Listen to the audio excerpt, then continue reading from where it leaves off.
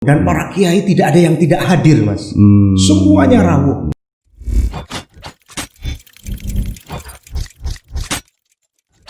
Assalamualaikum warahmatullahi wabarakatuh.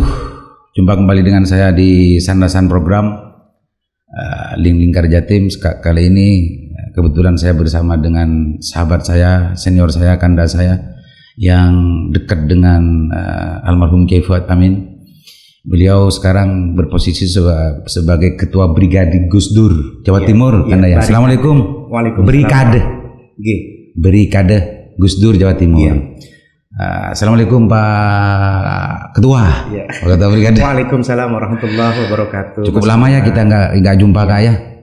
Dulu waktu saya di Surabaya sering tidur bersama dengan Pak Ketua ini sebetulnya. Pak Ketua, kebetulan hari ini sudah masuk 1000 harinya. 1 tahun. Oh ya, 1 tahun ya. Wafatnya beliau. 1 tahun kepundutnya almarhum Kiai Fuad Amin.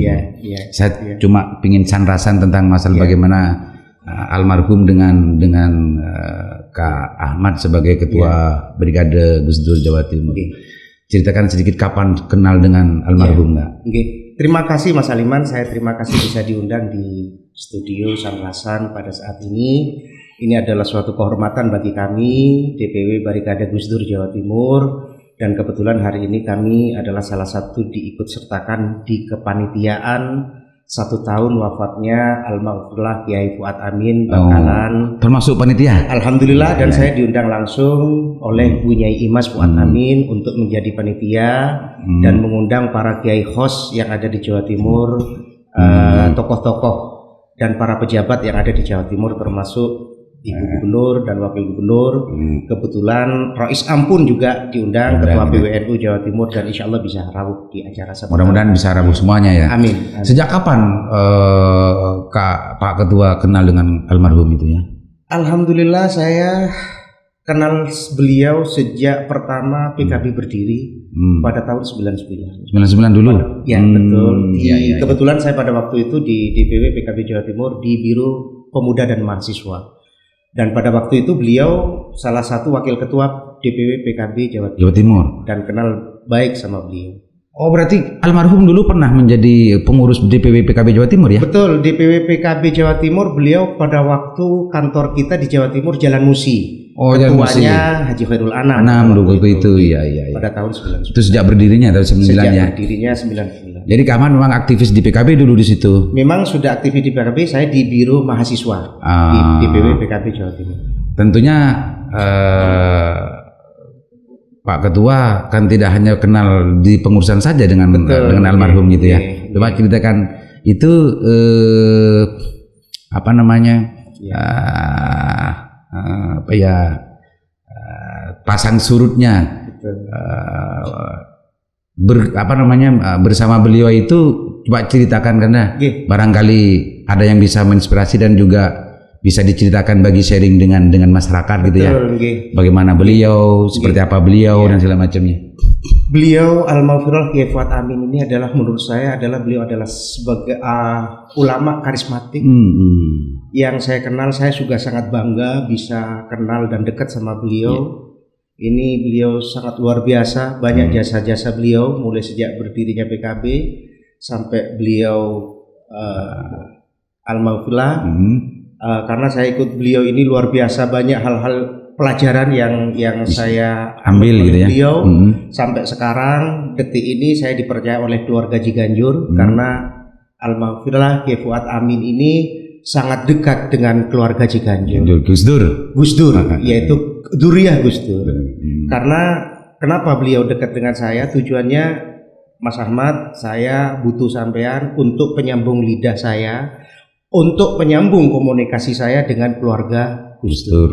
Oh, itu kapasitasnya Kanda waktu itu sama dengan Kiai Fuad almarhum itu ya, salah satu tugasnya. Jadi keluarga Ciganjur kayak Mbak Yeni Wahid itu kalau butuh ketemu dengan almarhum Kiai Fuad, lewat beliau Ahmad saya.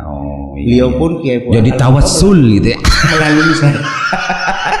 Ya mungkin begini Mas Aliman, karena beliau pejabat dan Mbak Yeni pun juga sebagai tokoh nasional, mungkin beliau sibuk beliau mau telepon langsung mungkin ya melalui saya bagaimana kabarnya Mbak Yeni. Mbak Yeni pun juga gitu ya. Bagaimana kabarnya Kiai Fuad. Jadi Kak Ahmad selama bersama beliau gitu ya, selama berhubungan dengan beliau, apa kira-kira menurut Kak Ahmad kesimpulannya tentang kepribadian beliau? Pribadian beliau itu kalau saya melihat seakan-akan saya melihat saya menganggapnya ya guru dan kiai besar kalau bagi saya. Ya. Tapi beliau seakan-akan dengan saya itu kayak kawan begitu. Kayak sahabat begitu. Tidak menjaga jarak gitu ya. Tidak menjaga jarak. Kiai dengan santri enggak ya. Masya Allah, beliau itu saya sangat terkesan sekali ya sama beliau itu seakan-akan. Tapi saya tetap menjaga karena beliau adalah dzurriyyah, karena cicitnya Syekhona Hulil. Saya harus hormat pada beliau. Tapi beliau memperlakukan saya bukan hanya teman, kayak anak, bahkan kayak saudara, kayak anak gitu loh kalau dengan saya gitu. Ya, jadi meskipun tidak ada meskipun pilihan beliau memperlakukan Kanda waktu itu tidak sebagai santri, tidak sebagai itu, cuma Kanda kan juga menjaga jarak gitu ya. Menjaga jarak, tetap saya menghormati. Karena beliau adalah pejabat, ulama, saya tetap nggak berani, artinya walaupun beliau menganggap sebagai saya ini adalah tidak hanya sebagai teman, bahkan kayak saya anggap sebagai anak, tapi tetap saya menghormati beliau dan juga nggak berani kepada beliau. Ya. Tapi ini kelebihan bagi beliau terhadap saya inilah yang susah untuk saya lupakan itu sampai hari ini, sehingga bersedia sampai hari ini untuk dijadikan salah satu panitia haul beliau ya, haul yang ke 1000 harinya. Betul, ya. Dan ini adalah kebanggaan bagi saya Mas Sulaiman. Ya. Ini saya merasa seakan-akan setelah wafatnya beliau ternyata Bu Nyai masih menghubungi saya untuk ini ikut ngelatinin gitu ya, ikut ngelatinin. Betul, ini adalah merupakan suatu penghargaan bagi saya yang sangat luar biasa. Oke. Karena sudah 1000 hari beliau kepondut almarhum. Kira-kira ada cerita lain tentang masalah peran-peran beliau di Jawa Timur atau di PKB atau di apa saja yang terkesan dan yang menjadi yang tidak terlupakan oleh Kanda? Betul. Apa itu kira-kira? Saya masih ingat pada waktu itu beliau mengumpulkan kiai-kiai seluruh Jawa Timur. Saya masih ingat pada waktu itu Gus Dur rawuh, Bu Sinta rawuh, acara doa akbar di gedung KONI Jawa Timur. Para kiai diundang seluruh Jawa Timur. Subhanallah, beliau sangat memperhatikan para ulama yang ada di Jawa Timur pada waktu itu. Bahkan pada waktu saya yang mengundang beliau para kiai lewat perintahnya Yai Fuad. Jadi inisiator acara itu dari beliau, dari almarhum. Betul, almarhum. Dan para kiai tidak ada yang tidak hadir, Mas. Semuanya rawuh, mulai dari kiai khos, kiai kampung, luar biasa. Dan beliau sangat memperhatikan para kiai-kiai itu. Sampai beliau menempatkan dan menginapkan beliau di Hotel Sahid pada waktu itu ya. Artinya beliau itu hubungan dengan antar kiai se-Jawa Timur itu tidak pernah putus ya. Betul. Dan terbukti dengan itu kiai-kiai Jawa Timur sangat memberikan penghormatan kepada beliau. sama beliau. Karena apapun yang terjadi, kiai-kiai di bawah, kiai kampung di Jawa Timur, bahwa Yai Fuad itu adalah cucu Syekhona Hulil. Dari situnya mungkin salah satu kenapa kiai-kiai di Jawa Timur memberikan penghormatan yang luar biasa kepada beliau. Di samping memang juga pilihan perilaku beliau memang tidak menjaga jarak kan seperti tadi gitu ya. Betul. Kanda, kalau yang kenal dengan beliau itu sejak berdirinya PKB, mestinya Kanda juga tahu tentang masalah bagaimana tahun 2000 Gus Dur waktu memorandum sampai beliau jadi bupati dan segala macamnya sampai ke pundutnya beliau. Cerita lain selain itu, selain dengan hubungan dengan para kiai di Jawa Timur, barangkali ada peran-peran politik beliau gitu ya. Apa kira-kira yang terkesan dengan? Pernah beliau menyampaikan ke saya, Mas Haliman, Mas Ahmad, tanpa barokahnya Gus Dur tidak mungkin saya jadi bupati. Waktu itu menjabat jadi pengurus di PKB. Itu pernah disampaikan kepada saya seperti itu. Tanpa barokahnya Gus Dur tanpa barokahnya saya tidak akan mungkin jadi bupati. Itu pernah disampaikan kepada saya. Jadi saya kayak semacam punya hutang budi kepada Gus Dur gitu. Makanya sampai detik ini, mulai beliau menjabat sebagai bupati sampai beliau kepundut almarhum, Setiap hari saya kepanggih sama beliau, yang ditanya itu adalah bagaimana kabarnya Bu Nyai Sinta Nuria, bagaimana kabarnya Bu Yeni Wahid. Oh gitu. Itu yang selalu di. Jadi salah satu cara untuk bagaimana menjaga hubungan antara mungkin merasa punya hutang gitu ya, hutang budi maksud, karena barokahnya gitu. Betul. Beliau kepada keluarga Gus Dur. Yang lain-lain tentang masalah peran-peran politiknya kira-kira? Dan alhamdulillah saya sendiri merasa mendapat barokah dari beliau. Sampai saat ini pun saya dipercaya oleh keluarga Gus Dur. Sampai saat ini saya dipegangi oleh Mbak Yeni adalah barisan kader Gus Dur. Itu salah satu penyebabnya adalah karena kedekatan Anda dengan Kiai Fuad. Karena melihat adalah saya dianggap santri yang dipercaya oleh Kiai Fuad. Iya. Itu barokah juga itu berarti. Barokah yang saya tidak bisa dilupakan. Iya. Alhamdulillah Mas Aliman, saya gemetar kalau cerita beliau ini. Saya tuh tidak lupa setiap hari sholat itu saya kirim doa sama untuk beliau gitu ya. Karena di samping cerita-cerita pribadi semacam itu, peran-peran politik beliau itu yang saya dengar itu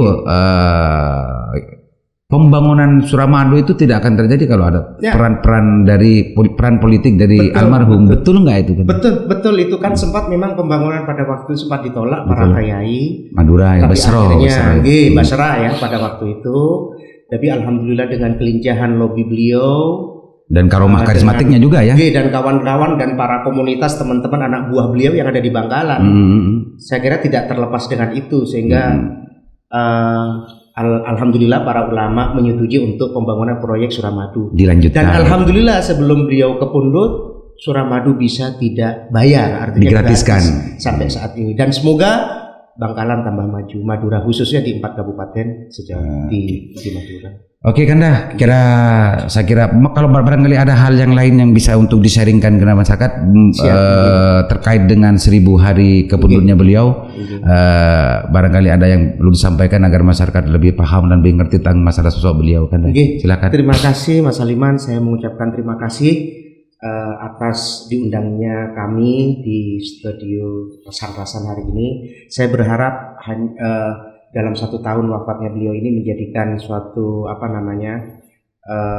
mengingat sejarah kebaikan-kebaikan beliau saat ini, dan mari kepada masyarakat khususnya Bangkalan kita jangan lupa selalu kirim doa kepada beliau, semoga kita di Jawa Timur khususnya di Bangkalan ini menjadi Bangkalan yang lebih maju ke depan. Amin. Terima kasih Mas. Terima kasih Kanda Ahmad, Ketua Brigade Gus Dur Jawa Timur, menjadi Ketua Brigade salah satu barokahnya Yai Fuad menurut pengakuan beliau. Mudah-mudahan cerita dan sandasan ini bermanfaat pada masyarakat. Dan mudah-mudahan juga Lingkar Jatim dan sandasan ini juga lebih maju dan lebih bermanfaat juga. Dari saya, assalamualaikum warahmatullahi wabarakatuh. Waalaikumsalam warahmatullahi wabarakatuh.